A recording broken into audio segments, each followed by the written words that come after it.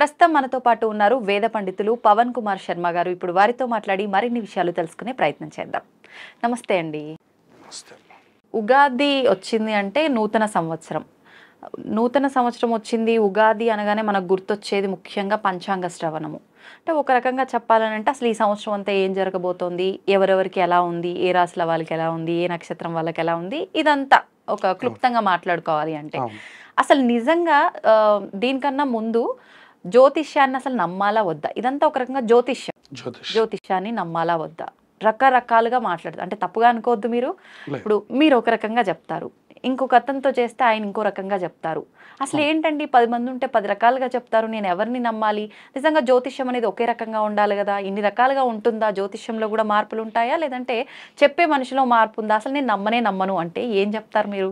జ్యోతిష్యం అనేటటువంటి అంశం మీద ఇప్పుడు లోకంలో ఉన్నటువంటి దాని మీద మీరన్నవన్నీ కూడా సరిపోతాయి. కానీ ఇది వరకు ఆ మాటలు లేవు. ఎందుకంటే ఇది వరకు అసలు జ్యోతిష్కులు అంటే మీరు చాలా రోజులు వెయిట్ చేయాలి. ఎందుకంటే ఒక గ్రామానికి ఒకళ్ళే జ్యోతిష్కులు ఉండేవాళ్ళు. ఒక గ్రామానికి చాలా అరుదుగా ఆ జ్యోతిష్య విభాగాన్ని చెప్పేవాళ్ళు చాలా తక్కువ మంది ఉండేవారు. దానివల్ల ఏంటంటే అది కూడా పారంపర్యంగా రావాలనేవాళ్ళు, వంశపారంపర్యం. అది ఎవరు పడితే వాళ్ళు చెప్పడం, లేదంటే ఇవాళ ఆఫీస్ ఎట్లా ఉంది అని, కానీ లేదా వీటికి సంబంధించింది అయిపోయింది ఇవాళ ఒక కమర్షియాలిటీలో. సో ఇదివరకు అలా లేదు. ఇదివరకు అది చాలా ప్రాచీనమైనటువంటి పద్ధతి. వాళ్ళ నాన్నగారు జ్యోతిష్యం చేశారు అంటే వాళ్ళ అబ్బాయి గారు జ్యోతిష్యం చేసేవాడు. అంటే ఒక పద్ధతి విధానం ప్రకారంగా ఉంది. ఇప్పుడు వ్యాపార దృక్పథంగా కొంచెం అలా ఉన్నది. అందువలన పూర్తిగా మనం వ్యాపార దృక్పథం అనేటటువంటి దానికంటే కూడా ఇవాళ అందరూ నేర్చుకునే టాపిక్ అయిపోయింది. సో ఇవాళ మనం అందరికీ అది అందిస్తున్నారు. దానివల్ల ఏంటంటే బేసిక్ తెలిసిన వాళ్ళు డాక్టర్ అయిపోయినట్టు అయిపోయింది. ఇప్పుడు డాక్టర్లు ఎంతమంది ఉన్నారు అంటే డాక్టర్లు అందరూ డాక్టర్లేనా? సో విభాగం ఎట్లా అయితే ఉండి ఈ దీన్ని నయం చేస్తున్నారో జ్యోతిష్యం కూడా ఈక్వల్ టు డాక్టరేట్. అందులో స్పెషలైజేషన్ చేయడం, కరెక్ట్గా అక్కడ ఉన్నటువంటి సమస్యని సమస్యగా స్వీకరించి దానికి ఏ రకమైనటువంటి పరిహారం చేస్తే సరైనటువంటి ఫలితం వస్తుందో చెప్పగలగడం అనేటటువంటి దానికి మాత్రమే మనం సరైనటువంటి జ్యోతిష్యం అనే మాట మాట్లాడాలి. అంటే మీరు ఆ మాట అన్నాక నాకు ఒకటి అనిపించింది. ఇప్పుడు ప్రతి ఒక్కరూ ఏ విభాగాన్ని ఎంచుకొని దాన్ని పర్టికులర్గా దానిపైనే ఫోకస్ చేసి ఏది చెప్పాలో అది చెప్పకుండా అందరూ అన్నీ చెప్పడం వల్లే ఈ నమ్మకం పోయింది అనుకోవచ్చా? ఖచ్చితమైన మాట అది. ఎందుకంటే దాని మీద అవగాహన లేని వాళ్ళు అనేటటువంటి మాట కూడా అనాలి. కొంచెమంది మాట్లాడుతూ ఉండడం వల్ల జనాల్లోకి కూడా అసలు వెళ్ళవలసినటువంటి టాపిక్ కంటే కూడా అనవసరమైనటువంటి టాపిక్లు వెళ్ళిపోవడం. ఇక రెండవది, దీని మీద ఏదో కొంచెం అపాయింట్మెంట్స్ అని, దీని మీద ఇంత తీసుకున్నారని అంత తీసుకున్నారని రకరకాలైనటువంటి మాటలు వస్తున్నాయి. ఇక్కడ ఒక్కటే మాట మనం మాట్లాడగలుగుతాము. ఇది వరకు మనకి ఒక ఆపరేషన్ అంటే మన చిన్నతనంలో మనకి వైద్యం అంటే మా వరకు మాకు వచ్చేసరికి ఒక 5 రూపాయలు 10 రూపాయలు డాక్టర్ గారికి ఇస్తే చాలా దివ్యమైన వైద్యం అయిపోయేది. రెండవది, అసలు ఇంకొక డాక్టర్ దగ్గరికి వెళ్ళడం మాకు తెలియదు. ఆయుర్వేదమా అప్పట్లో? అల్లోపతే. ఇంకొక డాక్టర్ గారి దగ్గరికి వెళ్ళడం తెలియదు. మా ఒంటి మొత్తంలో మాకు ఏ సమస్య వచ్చినా కూడా ఆ డాక్టర్ గారే అన్ని నయం చేసేవారు. సో ఇప్పుడు అంటే ఇప్పుడు నాకు ఒక 35 సంవత్సరాలు వచ్చేసరికి పరిస్థితి అలా లేదు. ఎలా ఉంది అంటే నాలుకకి సంబంధించి వస్తే ఒక డాక్టర్ గారి దగ్గరికి వెళ్ళాలి, పన్నుకి సంబంధించి వస్తే ఇంకో డాక్టర్ గారి దగ్గరికి వెళ్ళాలి, ముక్కుకి సంబంధించి వస్తే ఇంకో డాక్టర్ గారి దగ్గరికి వెళ్ళాలి. సో అన్నీ ఒకళ్ళు చూసేటటువంటి విధానం పోయింది, తక్కువగా అయిపోయింది. అలాగే జ్యోతిష్యంలో కూడా మనకి ఏమైపోతుందంటే పూర్తి శాస్త్రాధ్యయనం చేయడం, పూర్తిగా ఉండడం, పూర్తిగా దాంట్లోనే నిమగ్నమై ఉండడం, నిమిత్తంగా వేరే వ్యాపకం లేకుండా నిరంతర గ్రహముల మీద మాత్రమే దృష్టి పెట్టి ఆ ఉపాసనని కూడా ఆ గ్రహములతో కలుపుతూ ఉండాలి జ్యోతిష్కుడి యొక్క లక్షణం. ఇక రెండవది దైవజ్ఞత్వం అని మనకు ఒక మాట ఉంది. దైవజ్ఞులు అని పిలుస్తారు. ఉదాహరణకి దైవజ్ఞ ఫలానా పేరుతో చెప్తారు. ఈ దైవజ్ఞ అన్న శబ్దం ఏమిటంటే దివ్యమైనటువంటి యొక్క జ్ఞానాన్ని కలిగి ఉండడం అనేది ఒక సంస్కృతంలో ఒక అర్థం మనం చెప్పగలిగితే. అంటే ఇప్పుడు అదొక బిరుదుగా తీసుకోవచ్చా? అంటే ఇప్పుడు చదువుకున్న వారికి ఒక సర్టిఫికెట్, ఒక గుర్తింపు ఎలా వస్తుందో అది అలా వస్తుంది. డాక్టరేట్ ఎట్లా మనకి ఇప్పుడు డాక్టర్ జయశంకర్ అని మనం ఎట్లా చెప్తాం, అట్లాగే ఇది కూడా ఈక్వల్ టు డాక్టరేట్. నేను ఇందాక అదే విషయం చెప్పాను. డాక్టరేట్ ఎట్లాంటిదో మనకి జ్యోతిష్యంలో కూడా దైవజ్ఞత్వం అట్లాంటిది. ఈ దైవజ్ఞత్వాన్ని సంపాదించిన వాళ్ళకి మాత్రమే పైన ఉన్నటువంటి గ్రహ సంచారం మొత్తం ఎలా జరుగుతోంది అనే అంశాలు ఎప్పుడు వాళ్ళ బుర్ర కూడా అట్లా పైన తిరుగుతూ ఉండాలి. తప్పుగా అనుకోకూడదు. ఇవాళ రేపు ఈ గుర్తింపులు అనేది డబ్బులుంటే వచ్చేస్తున్నాయి కదా, నిజంగా జ్ఞానంతోటే అందరికీ వస్తున్నాయి అనుకోవడానికి కూడా లేదు కదా, అంటే ఏది నమ్మలేకపోతున్నాం కదా. అంటే అలా లేరు అని కూడా మనం అనడానికి మనకేమీ అవకాశం లేదు. ఎందుకంటే మన చుట్టూ ఉన్న ప్రపంచం చాలా చిన్నది, మనం చూడని ప్రపంచం చాలా పెద్దది. సో అందువల్ల ఉన్నారు, ఖచ్చితంగా దైవజ్ఞులైనటువంటి వాళ్ళు ఉన్నారు కాబట్టే మనకి ఇంకా సరిగ్గా గ్రహణాలు ఎక్కడ జరుగుతున్నాయి, సరిగ్గా మనకి ఈ తిథి ఎప్పుడు వస్తుంది, సరిగ్గా మన వినాయక చవితి ఎప్పుడు వస్తుంది, సరిగ్గా వర్ష ఋతువు ఎప్పుడు వస్తుంది, అన్ని విషయాలు మనకి పంచాంగంలో ఉన్నటువంటివి 60 జరగకపోయినా 40 జరుగుతున్నా కూడా ఇంకా దైవజ్ఞులు మనకి ఉన్నట్లే కదా. అందువలన దైవజ్ఞులు అనేటటువంటి వాళ్ళు ఉన్నారు. ఎంతమంది ఇలా తెర మీదకి వచ్చి మాట్లాడుతున్నారు అనేది మనం అనుకోవాల్సినటువంటి అంశం. ఎందుకంటే సరిగ్గా చదువుకున్న వాళ్ళు ఎవరు బయటకు వచ్చి మాట్లాడట్లేదు, బయటకు వచ్చి మాట్లాడుతున్న వాళ్ళు ఎవరు కూడా చదువుకున్నవారు కాదు. ఇది ఒక్కటే విషయం. ఎలా గుర్తించవచ్చు అంటారు సామాన్య ఇది రాళ్లల్లో సాలగ్రామాలని తీయడం లాంటిది. ఇది చాలా కష్టమైన ప్రక్రియ. ఖచ్చితంగా ఈయన చదువుకున్నాడు అనడానికి ఇది చాలా అవసరం, కానీ ఇది చాలా దుర్లభం. ఇది ఎవరికి దొరకదు. ఇది ఒక రాళ్లల్లో మీరు ఒక రాళ్ల గుట్ట పోసి దాంట్లో నుంచి పూజార్హమైనటువంటి రాళ్ళు అంటే సాలగ్రామం అంటాం మనం. సాలగ్రామాలని తీయండి అనడం ఎట్లాంటిదో ఈ సభ్య సమాజంలో చదువుకున్నటువంటి ఒక జ్యోతిష్కుడిని తీయండి అనడం కూడా అంతే కష్టం. అది ఎవరని తీయలేం. చాలా మంది నర్మదా నదికి వెళ్ళారు మన పుష్కరాలకి, నాతో చెప్పారు, ఏమండి నర్మదా బాణాలు ఎక్కడ దొరుకుతాయి, మేము చాలా వెతికాం మాకు ఎక్కడ దొరకలేదు అన్నారు. అట్లాగే సరైనటువంటి జ్యోతిష్కుడు కూడా మనకి ఎక్కడ దొరకడు. అది చాలా అరుదు. లేరు అని చెప్పడానికి మనకు అవకాశం లేదు. ఇంకా ఉన్నారు, అందరూ ఉన్నారు. అందరిలో చిన్నవాడిని నేను, కానీ చాలా మంది పెద్దలు ఇంకా దీని మీద ఉపాసన చేసి పారంపర్యగతంగా ఉన్నటువంటి ఆ జ్యోతిష్యాన్ని వృద్ధి చేస్తున్నారు. కాబట్టి అసలు 10 టాపిక్స్ లో 2-3 అన్నా కరెక్ట్ అని అనిపిస్తున్నాయి. అసలు ఏంటండి జ్యోతిష్యం అంటే ఏంటి? ఇప్పుడు జ్యోతిష్యం అనగానే చేయి చూపించానా, నాకు 4 మాటలు చెప్పారా, అది జ్యోతిష్యం. లేదు నా పేరు చెప్పానా, దానికి తగ్గట్టుగా 4 మాటలు చెప్పారా, జ్యోతిష్యం. ఇది ఇప్పుడు ఉన్న పోకట్. అసలు ఏంటి జ్యోతిష్యం? జ్యోతిష్యం అనేటటువంటిది వేదంలో అంగమైనటువంటి ఒక శాస్త్రం. జ్యోతిష్యం అనేటటువంటి దానికి ఒక శాస్త్రము అని పేరు. శాస్త్రం అనేటటువంటిది మనకి 6 అంగములు ఉన్నాయి వేదములకు అని మనకి పురాణం చెప్తున్నది. షడంగాలు అంటారు వీటిని. షడంగాలు 6 అంగములుగా మనకి ఉన్నది. అందులో ఒకటి జ్యోతిష్య శాస్త్రం. ఈ జ్యోతిష్యము అన్నదానికి అర్థం ఏమిటి అంటే ఇది సూర్యుడి యొక్క మండలం నుంచి మనం చెప్పేటటువంటి శాస్త్రం. దాన్నే మనం సౌరమానం అంటాం, లేదు చాంద్రమానం అంటాం, లేదా బారుహస్పత్యమానం అంటాం. ఈ 3 ద్వారానే లోకమంతా జరుగుతుంది. ఉదాహరణకు మనకి తెలుగు వైపు ఉన్నటువంటి వాళ్ళందరం కూడా చాంద్రమానం అని చెప్తూ ఉంటాం. దక్షిణాది వైపు ఉన్నటువంటి వాళ్ళందరూ కూడా గుజరాత్, తమిళనాడు, వీళ్ళందరూ కూడా సౌరమానం అంటారనమాట. వాళ్ళు సూర్యుడు ఏ రాశిలో ఉంటే ఆ మాసం అంటారు. ఉదాహరణకి ఇప్పుడు ప్రస్తుతానికి కుంభరాశిలో ఉన్నాడు అంటే ఇది కుంభమాసం అంటారు వాళ్ళు. దాన్నే మనం కుంభమేళ అంటున్నాం. ఇప్పుడు అటు కూడా అంతే, నార్త్ వైపు. అలాగే గుజరాత్ వైపు కూడా ఈ సౌర ఉపాసన అనేటటువంటిది చాలా ప్రత్యేకంగా ఉంది. ఇంకా మేము కొన్ని ప్రదేశాలు తిరిగినప్పుడు మా ప్రత్యక్ష అనుభవం, ఏ రోజు సూర్యోదయం కాకపోతే అక్కడ ఉన్నటువంటి వాళ్ళు ఆ రోజు భోంచేయరు.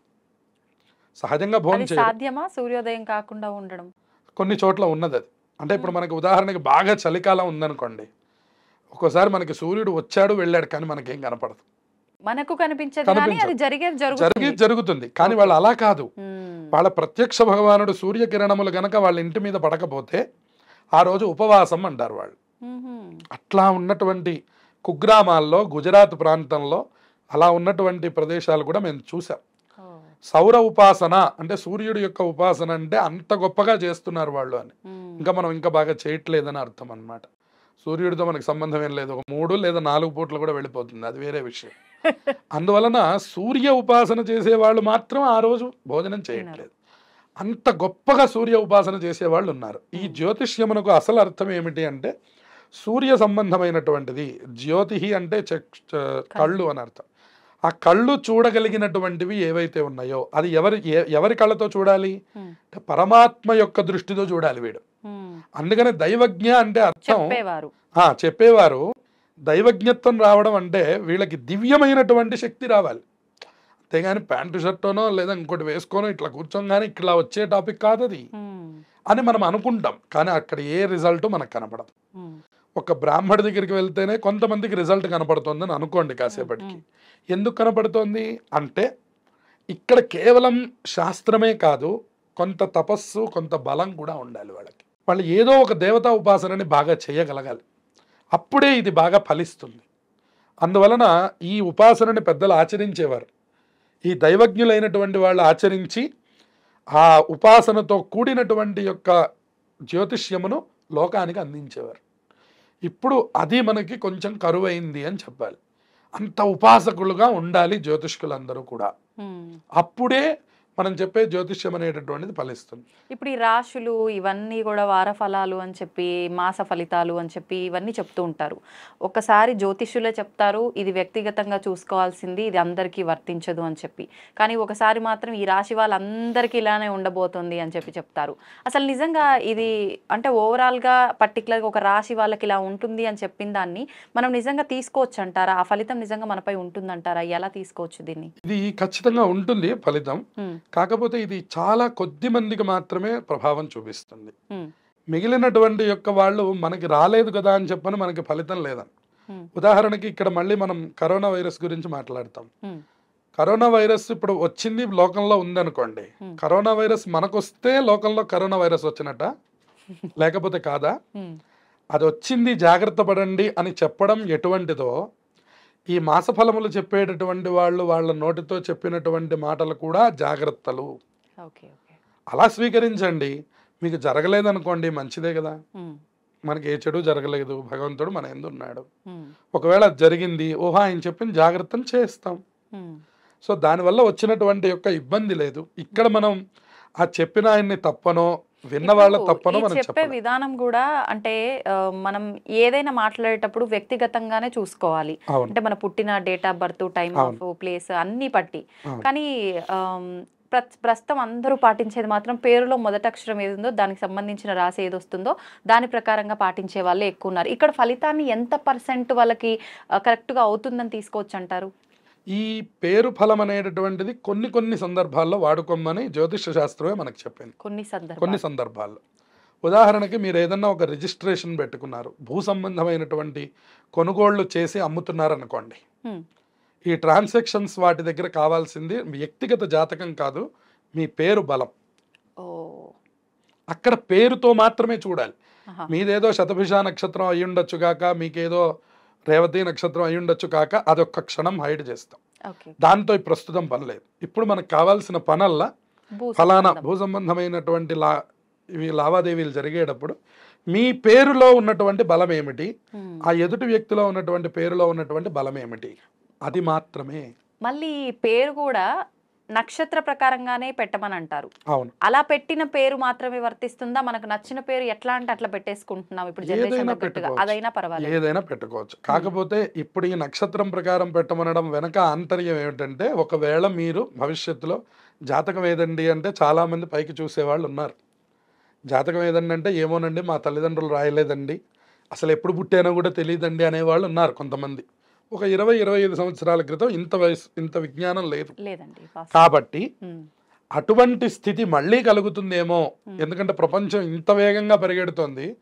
ఇంకా ఇప్పుడు మనం అనుకున్నట్టే అదేమన్నా ట్రాష్ అనుకుని వాళ్ళు వదిలేస్తారేమో.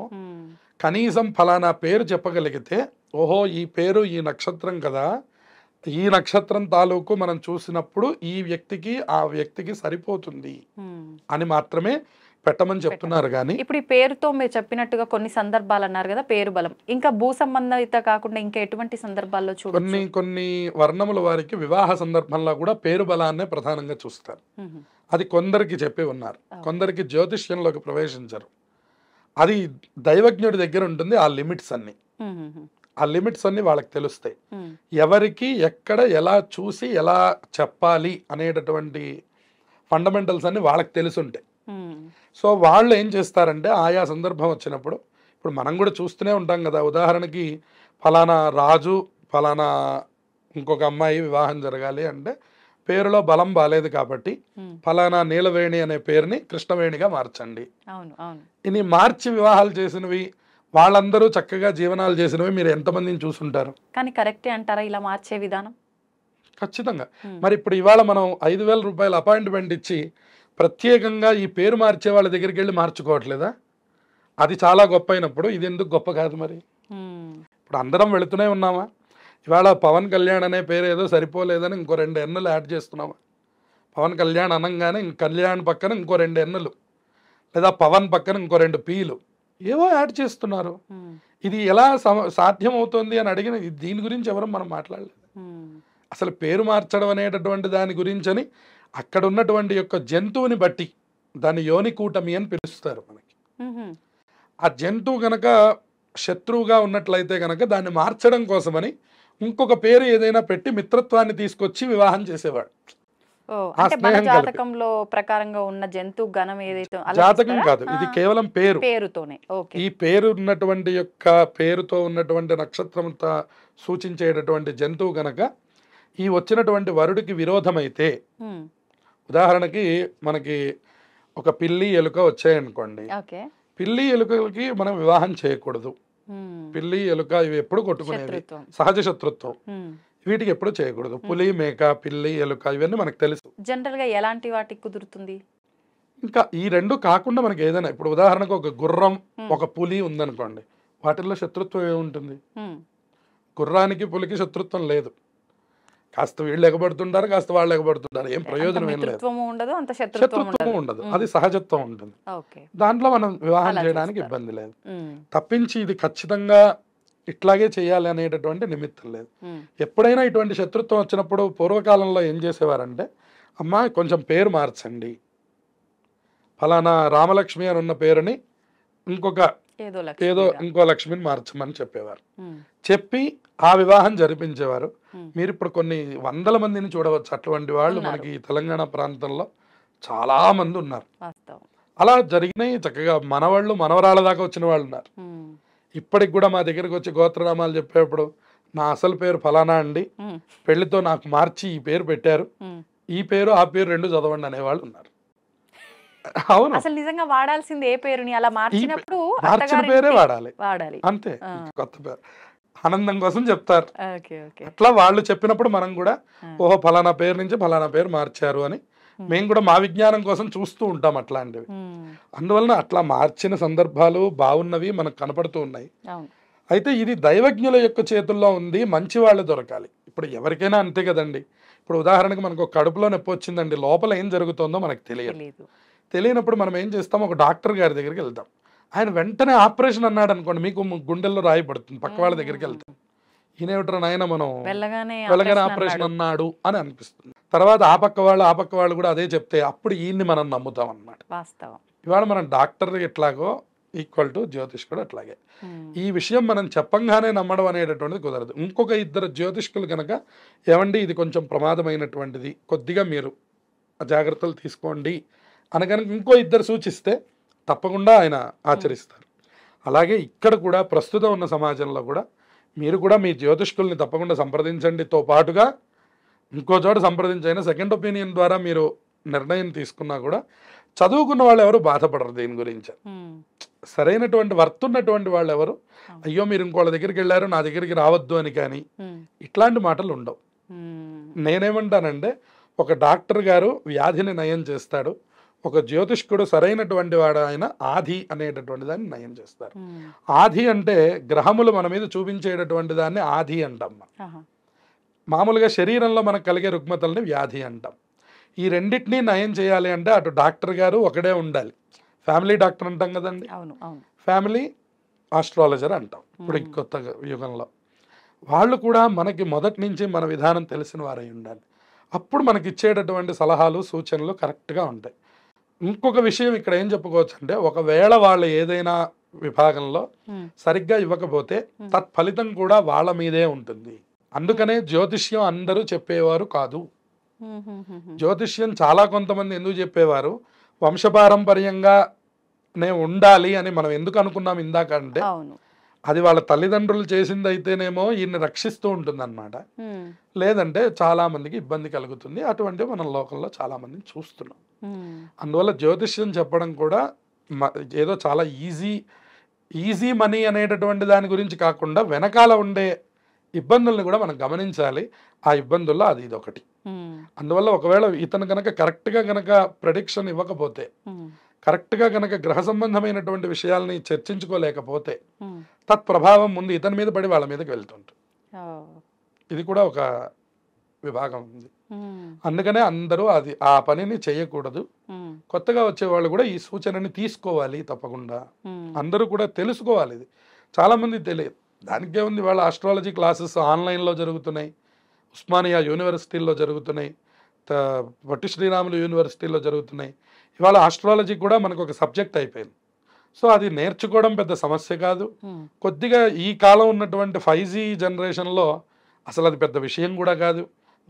గ్రహముల యొక్క బలాలు చెప్పడం. హ్మ్. కానీ దాని వెనకాల ఉపాసన లేకపోతే ఏం జరుగుతుందనేది మాత్రం ఎవరైనా అనుభవం ఉన్నవాళ్ళు మాత్రమే చెప్పాలి. అది అందరూ చెప్పలేరు. హ్మ్. అందువల్ల ఇది అనుభవం. ఇది వెనకాల నుంచి ఉండాలి. హ్మ్. ఉపాసన ఉండాలి. ఖచ్చితంగా దాని మీద నియమ నిష్టలు ఉండాలి. అప్పుడే అది ఫలిస్తుంది. ఓహ్! ఇదేదో మనం కోటు వేసుకోనో, ప్యాంటు షర్టు వేసుకోనో, పెద్ద ఆఫీస్ పెట్టుకుంటేనో వర్తించేది కాదు. ఇది మనం జ్యోతిష్యం మీద బాగా తెలుసుకోవాలి. ఇది హ్మ్. జ్యోతిష్యం అనే అంశం చాలా సనాతనమైనటువంటి అంటే ఒక పెద్ద మహాసముద్రం. సముద్రం. వేదం కంటే కూడా పూర్వమైనది. హ్మ్. అదొక సముద్రం లాంటిది. దాంట్లో అన్నీ దొరుకుతాయి. హ్మ్. కానీ